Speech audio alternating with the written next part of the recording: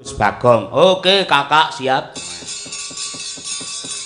Wonten ing sesen gara-gara tetep awake dhewe atur panglipur dumateng para sutresna budaya ingkang tasih kepareng wungon becik ingkang lenggah wonten ing dalemipun Bapak Haryanto ingkang mapan wonten ing Desa Simo Kumadungan Ngawi menapa dene ingkang kepareng live streaming wonten ing YouTube mliginipun Kuntadi Channel. Matur sembah nuwun katresnanipun.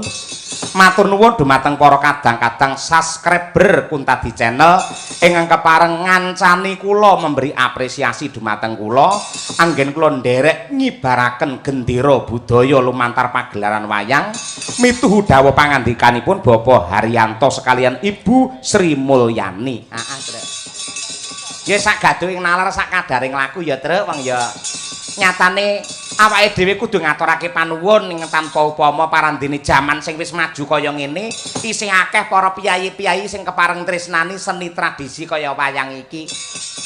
Lan aja kuwatir kowe Rang.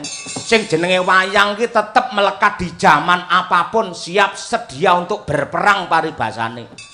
Biyen zamane radio wayang ya eksis. Zamane kaset tip pita kae wayang ya tetep eksis, zamane TV wayang ya tetep ngumandang, zamane CD mbiyen wayang ya tetep oke, nganti zaman YouTube nganti tekan TikTok saiki akeh bertaburan pagelaran wayang kulit sing sumebar ning media sosial. Kuwi mbuktekake lamun to pancen wayang isih mendarah mendaging ditresnani dening para warga masyarakat, wabil khusus ingkang kepareng rawuh wonten ing dalemipun Bapak Lurah kene ingkang mapan wonten ing Simo mriki. Kula tingali tasih kathah sutresna budaya ing tasih kepareng wungon lenggah pinarak jenak wonten ing mriki.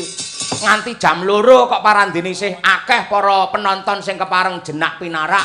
Kuwi ora merga dalange wayangane apik, sindene apik, bintang tamune viral mboten. Namun ini adalah salah satu kepedulian penonton wayang Simo Kumadungan terhadap kelestarian budaya Indonesia. Lah kuwi. Ah iya. Ngono ya, Kang. Mergo sing jenenge wayang iki tanpa beda kaya memean kae lho, Truk. Disampiri apa wae iki gelem. Luwes ngono lho, fleksibel. Ya, sampiri anduk ya gelem, sampiri gombal ya gelem, apa wae gelem. Waton le nyampiri aja kakean. Engko lek nyampiri kakean kabotan akhire engko pedhot sampirane lho. Ya, Dadi sing jenenge wayang sak bisa-bisa lakone, ceritane, pesan morale, piwulange yo tetep kudu ana. Oh ngono kuwi. Waya para pinter kabeh wis paring dawuh. Sing jenenge wayang ora mung tontonan ning uga tatanan tur ya tuntunan. Ya, Ning ya sing membuat wayang tetap eksis dicintai oleh banyak orang mergo hadirnya para bintang di dalam pagelaran wayang kulit ku ya menentukan, Truk. Ya apa? Kaya genduk niken iki pancen duwe magnet yang kuat untuk melekatkan penonton supaya jenak pinarak nganti yaine parandene sih tresna karo budaya kepareng nenggani karo awake dhewe. Ya. Ya karo mirsani wayang, para penonton iki karo mirsani wayang. Jarene wong Jawa gaman sing ampuh niku melek karo sabar. Anggene sami wungon, anggenipun sami melekan kalih mirsani hiburan kalian nyuwun dumateng purbane Hyang Agung. Mugi-mugi ing tasik kepareng jenak pinarak ngantos dalu menika, ngantos enjang menika, ngantos tutuk anggenipun menyimak lakon. Mugi-mugi para penonton mugi dipun paringi tutuk anggenipun momong dumateng putra wayahipun. Amin ya rabbal alamin. Ngono ya, Truk. Nggih, ngoten niku. Sematur nuwun ingkang tanpa upama. Ya. Repalungguhan iki ngaturake panglipur sawetara. Nggih. Sadurunge genduk niken saiki tak sing klasik luwih dhisik kaya adat saben kae. Yen cara mesin iki ya saka adem saya anget terus panas. Ngono kuwi. Upamane kula tak nyuwun pambiyantu dumateng Mbak Lia Sundari, nggih, Pak. Karyanipun Rama Haji Mantep Sudarsono. Apa kuwi? Ngenteni. Ha iki kepenak iki. Larase pelok, patete nenem. Nadyanto iki leyoso wis berpuluh-puluh tahun yang lalu ning nyatane isih mirasa lan uga digatekake, disimak lan uga dijiwahi iki krasa banget. Bawane kinanti kula nyuwun dumateng Raka Mas Muhammad Taslim langkung rumiyin. Menika sandi asmanipun Ki Mantep Sudarsono yen diwaca mudhun. Mangga Raka Mas Muhammad Taslim. Ayo. Sing nandur terong. Udu kuwi ngawut ora senengane. Kinanti. Udunte to udu ngawut ora. Sesuk ki lak prei awake dhewe. Mas Ujar dijak blonjo ning Kurnia golek lampu ngono kuwi lho ya. Apik ya kaya ning kafe. Iya, ngono kuwi. Kari karaoke ngono kuwi. Ora. Ini juga bagian keindahan. Ini adalah kehebatanipun panitia mliginipun Pak Lurah supaya wayang luwih regeng, luwih gayeng ditambahi kaya ngene iki lho, kaya ngono kuwi. Mubeng terus lho, ora umet lho kuwi. Ha iya. Elok kreasine ngiwonengen. Ha iya. Sementing ora pas kabur ngono ae. Kabur mubeng ae. Nane Mas Danang Wirno. Ha iya. Tang menika ugi kula aturaken dumateng para pepunden seniman dalang ing wewengkon Ngawi mriki. Dumateng Ketua Pepadi Pak Karyani lan ugi para pepunden dalang sepuh lan ugi para kadang-kadang dalam Kaneman. Sugeng laras bekti kula katur dumateng panjenengan sedaya insyaallah mbinjang tanggal 8 September sowan wonten dalemipun swargi Pak Dalang Samsu dalam rangka ya kuwi pengetan 1000 hari sedanipun Ki Samsu. Oh iya, Rana ya awake dhewe nggih ngaturake bekti marang para pepunden. Nggih, matur sembah nuwun. Nah, nggih. Assalamualaikum warahmatullahi wabarakatuh. Waalaikumsalam. Pak Cahyo niki kula pandemen panjenengan. Nggih. Nyuwun gendhing eling-eling. Nggih. Banyumasan dipun jogeti, siap. Nggih. Enek Mbak Tuti aman. Ya. Saking Bapak Yitno Yuwono, saking Desa Kedung, nggih. Nggih. Diaturake eling-eling cara Banyumas ya, Truk. Nggih, ngoten niku. Coba bawanipun kula nyuwun dumateng Bu Kesi, Bu, ayo bawane jenengan. Engko ya pas mlebu ning lagune ben Mbak Tuti sing ngibing. Ayo. Nah, coba kaya apa? Siap Mbak Tuti? Ayo. Pangkur Banyumasan. Oh ya. Semangat lho Bu nggih. Raden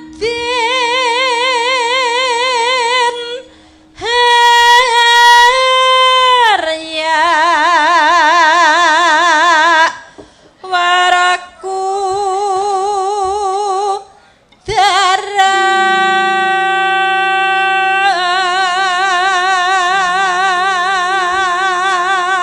Neno nyata Satria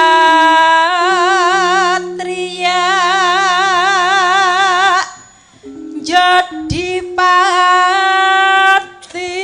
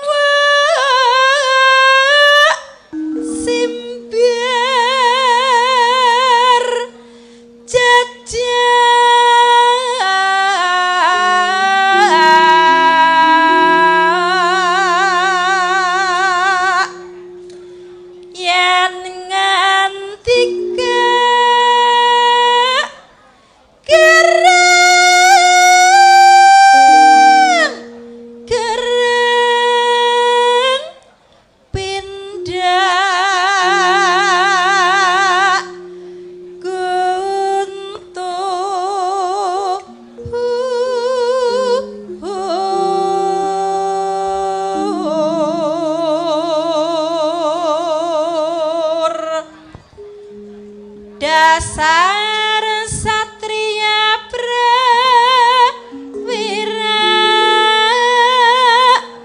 rama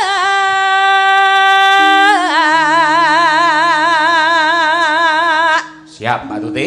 eling eling kula eling gunungan Oh. senapati. Apa?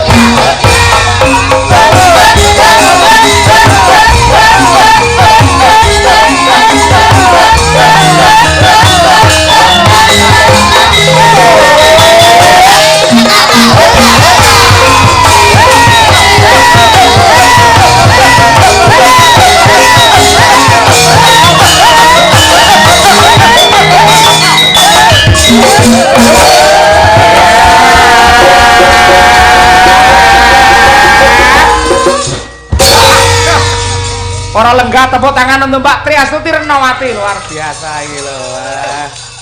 Iya multi talent tenan iki ya iki ya. Wis imbang karo Niken Salindri imbang iki kan ya. Mong kae luwih senior mergo Mbak Tuti iki lulusan SMKI jurusane tari. Nah, bareng lulus malah banting setir menjadi seorang sinden klasik. Wah, ini. Ning parandene dikon kreasi kon joget kaya ngene wah tidak menolak dia luar biasa elok tenan. Nduk Ken, saya sampean jumeneng sik. Saya ingin jenengan memberi komentar kepada mbak-mbak sampean iki. Piye? Sinden Komentar Madangkara. napa, Pak? Bebas. Kalau nggih mboten saged komentar. Arepe ngelem ya oleh, arep ngelek-elek ya ora apa-apa, wis bebas ya. Ayo. Nggih, nganu cantik-cantik sudah. Heeh. Sinden Madangkara itu ndak ada cacatnya. Nenek cacate ya, Nduk ya. Ndak ada cacatnya. Cuma ini loh yang di sebelah sini tuh cocotnya agak Anu ya. kita bertiga selalu rasan-rasan nomor Sing diomongne apa lek rasan-rasan. Lek niki sing dua niki ketoke ya cowok, Pak. Soale kan nggih pun usia, pun umur. Oh, wis wayahe ngedu. Nggih nek kula paling nggih ya keur ngrungokne ngono ta lho. Mergo sampe rung gaduk kuping ya, Nduk ya. Nggih. Bener ngono kuwi. Ngene omong ngono, Mbak, mbok aja omong ngono kuwi ayo to ngomongne agama. Ngono lho ya. Wah, guyui Birgita nganyele. Ya ngono kuwi, heeh. Lho ngangge sampean barang ngangge selendang warnane biru ya sangat cantik luar biasa. Nggih. Ada maknanya biru adalah bisa rukun, putih adalah kesucian dari Bapak Kepala Desa untuk mengabdi kepada warga masyarakat Simo yang tercinta. Lho kaya ngono kuwi. Ya, piye.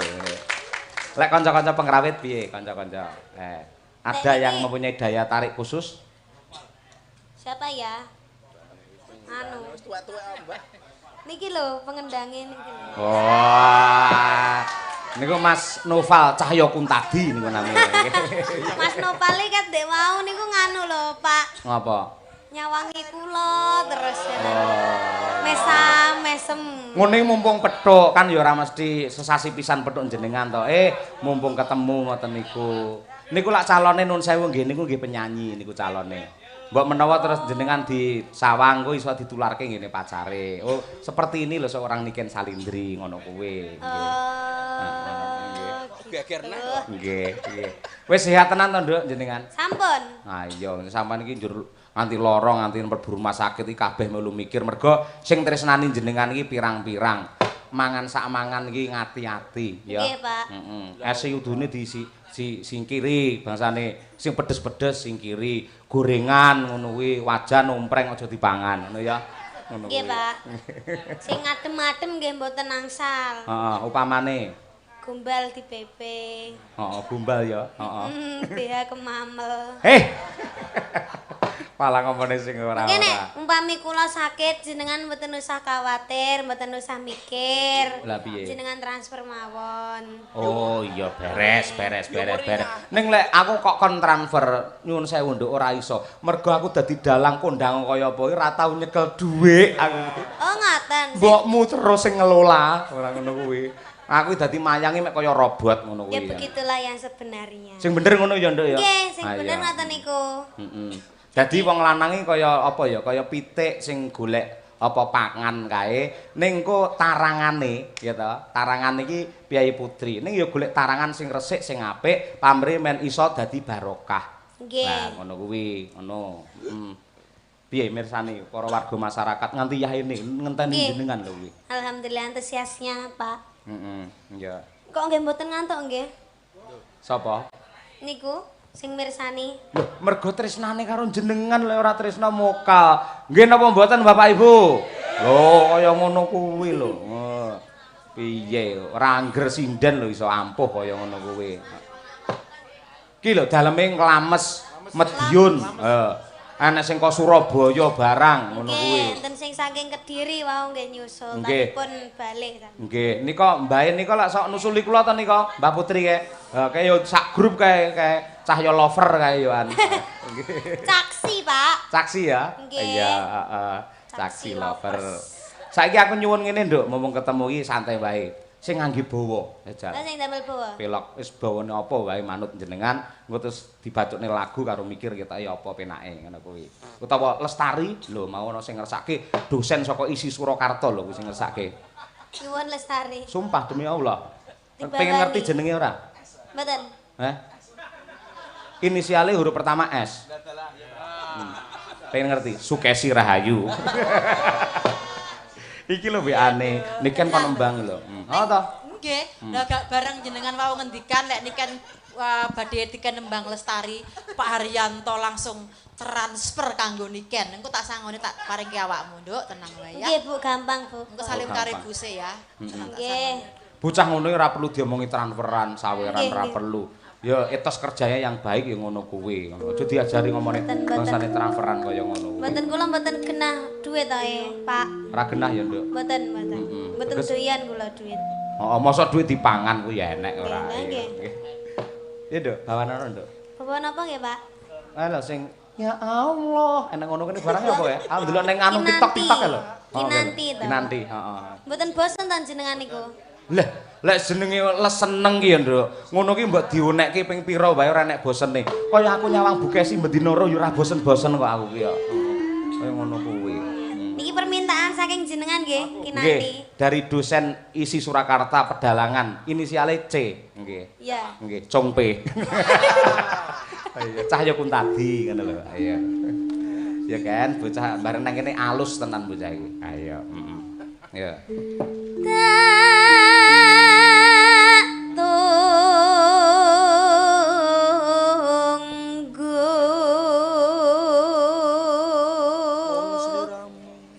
Sliramu rawo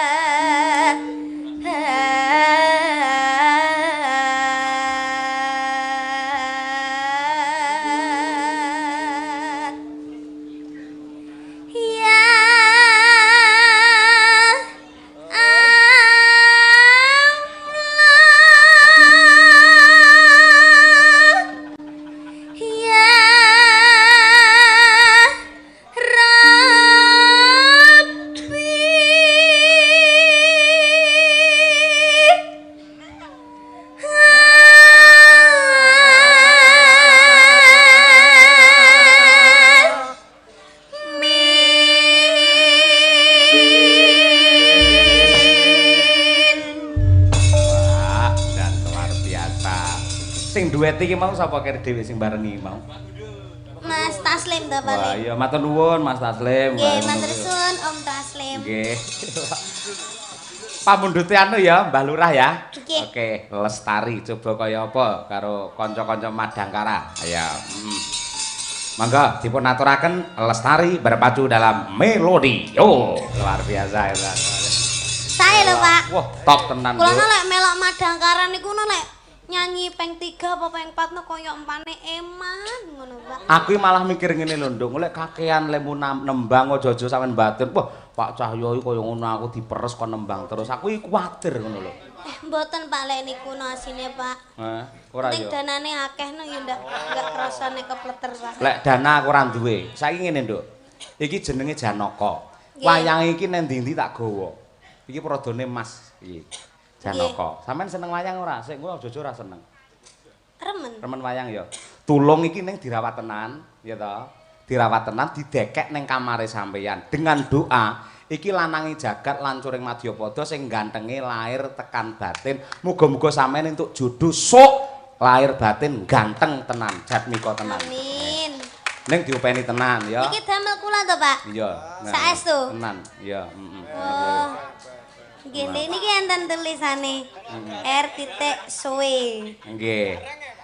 Eri tegese kuwi Raden, suwi tegese muga-muga suwi anggene melu karo sampean. Ngono kuwi lho. Raden Suwi. Raden suwi. Heeh. Matur sembah nuwun nggih, Pak. Iya, padha-padha. Sok ketemu neh lho, Nduk ya. Lek pisan kas ketoke entuk ora pisan kas? Nggih, nggih mboten napa-napa. Apa-apa, nggih. Nggih. Bapak-bapak pisan kas kersa mboten?